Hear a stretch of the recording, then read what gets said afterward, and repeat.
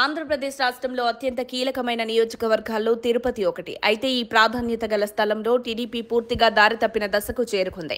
పార్టీకి స్థానికంగా మార్గనిర్దేశం చేసే నాయకుల గైర్హాజరుతో వైఎస్ఆర్ కాంగ్రెస్ పార్టీ బలంగా చెలరేగిపోతోంది.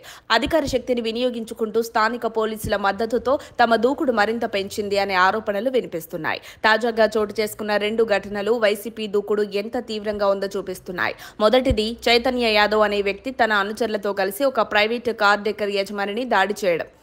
ఈ ఘటనకు సంబంధించిన సీసీటీవీ ఫుటేజ్ సోషల్ మీడియాలో వైరల్గా మారింది. రెండవది ఎన్టీవీ నగర్లో టీడీపీ జెండాను కిందకు దించి వైసీపీ జెండాను ఎగరేయడం. సంఘటనలపై టీడీపీ చిన్నస్థాయి నాయకులు స్పందించినప్పటికీ పార్టీకి ముఖచిత్రంగా ఉన్న అగ్రనేతలు మాత్రం మౌనమే వహిస్తున్నారు. ఇది పార్టీ శ్రేణుల్లో తీవ్ర అసంతృప్తిని రేకెత్తిస్తోంది. మున్సిపల్ కార్పొరేషన్ చైర్మన్ పదవి తీసుకున్న మాజీ ఎమ్మెల్యే సుగుణమ్మ ఇప్పుడే పూర్తిగా క్రియాశీలత కోల్పోయారు. మరోవైపు పార్లమెంటరీ నియోజకవర్గ అధ్యక్షుడు నరసింహ యాదవ్ నామినేటెడ్ పదవిలో బిజీగా ఉండటంతో పార్టీ వ్యవహారాల పట్ల ఆసక్తి కనబరచడం లేదు. ఈ నేపథ్యంలో 4-5 మంది యువ నేతలు తిరుపతి ఇన్ఛార్జి పదవిని పొందాలని ప్రయత్నిస్తున్నారు. కానీ వారి ప్రయత్నాలు వ్యక్తిగత ప్రాముఖ్యత కోసమేనన్న అభిప్రాయం క్యాడర్లో ఉంది. దీంతో కార్యకర్తలతో మమేకమయ్యే నేతల అవసరం మరింత ఎక్కువగా కనిపిస్తోంది. ఇతర నియోజకవర్గాల్లో పార్టీ నిర్మాణం పూర్తయినప్పటికీ తిరుపతిలో మాత్రం పాత కమిటీనే కొనసాగుతుండడం పార్టీ వ్యవస్థ పట్ల అశ్రద్ధను సూచిస్తోంది.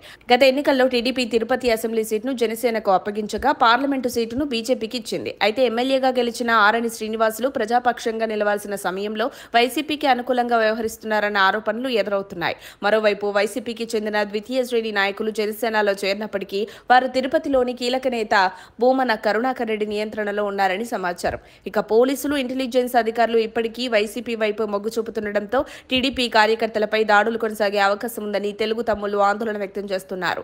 ఇప్పటికైనా టీడీపీ అధిష్టానం తిరుపతి పట్ల దృష్టి సారించకపోతే వచ్చే మున్సిపల్ ఎన్నికల్లో పార్టీకి గట్టి ఎదురుదెబ్బ తగలొచ్చని విశ్లేషకులు హెచ్చరిస్తున్నారు. ఇప్పుడు వేళలో పరిస్థితిని సమీక్షించి శక్తివంతమైన నాయకత్వాన్ని నియమించకపోతే పార్టీ భవిష్యత్తు ప్రశ్నార్థకమే. మరిన్ని అప్డేట్స్ కోసం మా కాయ్ టీవీని సబ్స్క్రైబ్ చేసుకోండి. మా వీడియో కనుక మీకు నచ్చినట్లయితే లైక్ చేయండి, షేర్ చేయండి.